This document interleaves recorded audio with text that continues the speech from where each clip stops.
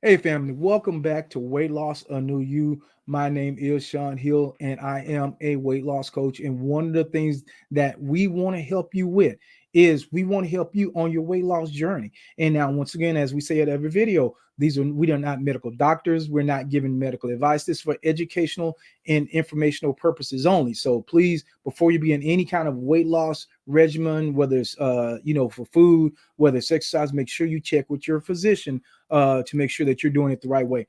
But why am I talking? My name is Shawn Hill, and over the past 15 months, I've lost over 135 pounds. And so I wanted to share that with you, just kind of let you know what my history is. And I have my good friend and business partner with me, Mr. Tommy Dural. Tommy, could you tell the people about your journey, my friend? Grace and peace, people. Grace and peace. My particular weight loss journey is kind of different from Sean's. I ended up having to experience type 2 diabetes. Any diabetics out there, type 1 or type 2? Hey, we can hold some conversation. I've been there. I've seen it. I reversed it. I'm not even aware that it can be reversed, but we're going to talk about that as time passes. Absolutely. And so we want to get right into this video. We want to be you respectful of your time. We're talking about 5 bad eating habits that will stop your weight loss. Sometimes, coach, people so focus so much on what food to eat and the particulars of it, but they have habits that we already have that will override your food choices. And we're going to talk about some of those habits right now. Number one that I had to get over is eating from the package, guys. When you lose the weight, it doesn't stay off. If you have bad eating habits, it will come back on. I tell you, the holidays over. I gained over 6 pounds, and I'm just being fully transparent. This is how I did it. When I looked back and reviewed it, I saw the habits that I had that stopped my weight loss and actually made me gain weight. And so one is eating from the package. When you eat from the package, you lose all sense of how much you're eating, and you'll just be going through those chips or whatever it is, and before you know it, the whole thing is gone. Now you feel guilty. Now you're like, oh my gosh, I can't believe what's that say about the Lays? Can't you eat just one? Well, they kind of true. they ain't lied about that. And so make sure that when you do eat, you don't have the package with you. Pour it in a cup, pour it in a bowl or something, but make sure you leave the package in the kitchen. What do you want to say about this one, Coach? Here's the deal. When you look at the package, there's always a serving size on the side Ooh, of the that's box. good. Feel free to read that. Feel free to read. What's so crazy about it? Just yesterday, I was in the at a gas station. There was a gentleman that was there. He was in the beef jerky aisle. And when I was looking at that, I said, "Sir, have you ever looked at the sodium in those one little sticks of beef jerky?" He was like, "No, I never looked at it." He grabbed his favorite one, and that sodium was like 1,350 Wow. milligrams of sodium in one beef jerky string. If anybody out there eating beef jerky, pay attention. It's like going to get a whole box of salt and just sitting there with just one beef jerky. Pay attention, people. Don't sleep. And we're gonna talk about that too. Reading those packages, we're gonna talk about that. Believe me, eating after 9.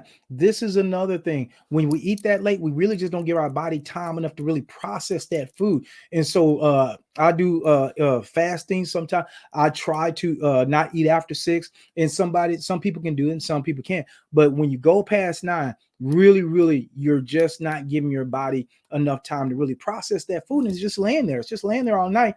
And then you get up, you don't feel very good, you feel kind of sluggish. That's what's happening. That's what's happening. So make sure the earlier you can kind of get away from that, the better, but you just don't want to eat after 9. Coach, you want to say anything about that?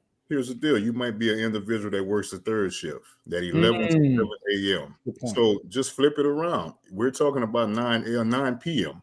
Just go Mhm. to 9 a.m. Think about it. You're going to be up the majority of the night. So the things that you do during the daytime, which is go ahead and get off at 7, hurry up, put something in, go ahead and get you some rest or whatever the situation is. Think about it. You go ahead and you eat something from the package and then you go to sleep. So the body has to process that while you're Mhm. getting you some rest. So just really, it's all about the mindset. Start to focus on what you're actually putting in, and when you're putting it in, it start writing stuff down, and everything gonna start to make sense. That's a great point, Coach. Eating while watching TV. This is another mindless activity we do. I tell you, you can sit up there and you just watching your favorite TV program and you just eating. You just eating. You're tasting the sensation. It's not even the flavor, right? It's just the sensation. Oh, that's salt. That's sweet. And so we're eating and we, and once again, before we know it, the whole package of popcorn is gone, the whole package of pretzels, chips, whatever it is that we're doing while we're watching TV. Ideally, here's what you want to do. Here's what's going to help you. You want to isolate your eating, right? So you don't want to associate your eating, which should be to help you strengthen your body, give you more fuel, with another activity. Because what happens is now we're not focused on the food, we're focused on activity. And so now we're just eating, we're watching our favorite TV program. You'll be eating 30 minutes, an hour, and not even realizing, oh my God, I've just literally ate for an hour. But if you weren't in front of that TV, you'll be hard pressed if you didn't have all the other stuff going on to just eat, just sit and eat for an hour. Be careful of eating while you watch TV. Anything you want to say about that one, Coach? Here's the deal. Shout out to all you binge watchers out there. Some of y'all that strategically watch a whole season at Yeah, one time. So yeah, you ate nothing throughout that particular season. You ate food every episode that's because true. as soon as the credits start rolling, what you do? You start walking. You That's go ahead right. and you grab something. You bring some ice cream. You bring some cookies. You bring some cakes. And the next thing you know, you got a bag of just trash all in front of you. People, be mindful of what you're doing whenever you're watching this TV episode. I love it. I love it. Number five, the last one we're gonna talk about is snacking. Oh my gosh, I'm the worst at this, and I really have to watch myself because it's so easy to do. You're in between meals, you're probably not really even hungry, right? But you don't went into the kitchen. You went in the kitchen, get you some water, man. Go on, grab a handful of peanuts, a handful of M&Ms, a handful of something else. Snacking can be so just sneaky. I guess the SN snacking and sneaking is really it really kind of goes together because these guys, why this is dangerous, these are just additional calories. What Coach said, you might have a meal plan. You might have planned it out. You've got breakfast that has a certain number of calories. You got lunch has a certain number of calories. You got dinner has a certain. You might have even put a little snack in in your meal plan. But it's those sneaky snacks. It's the sneaky snacks. It's those sneaky snacks that adds those additional calories. And as Coach said, you have to watch that serving size. You may think, oh, it's just a handful of cookies, but when you look at the serving size, that was 200 extra calories. That was 200, 300 extra calories. We're not even going to talk about the sugar. We'll talk about that in another video. But it's those are what we call hidden calories. In other words, you didn't factor them in. You didn't even think about it. And we do it just without thinking about it. So it's these snacks, it's these little in between as we grab a handful of this, a handful of that. And it's amazing, Coach, how just a handful, if you do it consistently enough, before you know it, it's empty, it's done. And you're like, I was one handful at a time.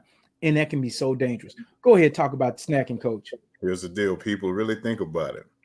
When you break it down into snacks, eating the full bag of chips, the full bag of cookies, whatever the situation is, minus exercise. Think about it. If you don't burn any calories, all these calories you continue to put in every day, every day, every day, it has to have a result. Whatever you're consistently doing is what's going to consistently show in these show me what you're working with pictures. Y'all think about it, ladies. I love it. I love it. And the last one we have is having unhealthy foods in the house. You will know how committed you are towards your weight loss goal by the foods that you keep in your house. We all have them. We all know what our weaknesses are. And here's the deal. If you don't have it in the house, you can't eat it. I know that sounds elementary, duh, but it's just true. So if my weakness, I know my weakness is chips. I love Doritos. I love the chips. That little crunch, the little salt. Oh, I love it. But guess what? If I don't have it in the house in them late night cravings, I'm not gonna get in my car and go up to the store and get me a bag of chips.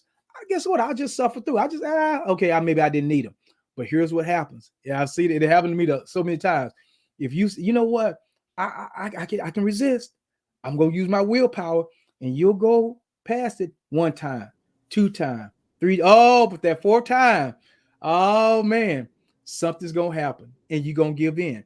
The best way to avoid that is not even have them in the house. Talk a little bit about keeping out the bad stuff, Coach.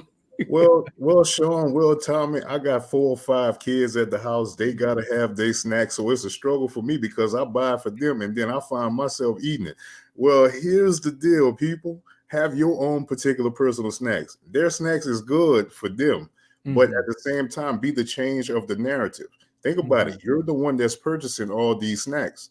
So have healthier options. Have your children eating healthier options. That way, when they grow up, they're going to do the same thing with their children, and they're going to feel better. They're going to have more life, because so many people dying of diabetes, high blood pressure, cholesterol, all this stuff is from the actual foods that we're taking in. But we're gonna continue to dig into this as we go by through these particular broadcasts. Absolutely. So those are 5 tips for you. Watch out for those 5 unhealthy eating habits. And if you want to talk to us individually, we love to do that. All you have to do to get on our calendar to have a discussion with us is go to weightlossanewyou.com. And also, we broadcast here with new content every Tuesday, Thursday, and Saturday. So that you don't miss anything, make sure that you subscribe. And with that, this is Shawn and Tommy, and we'll see you on the next broadcast.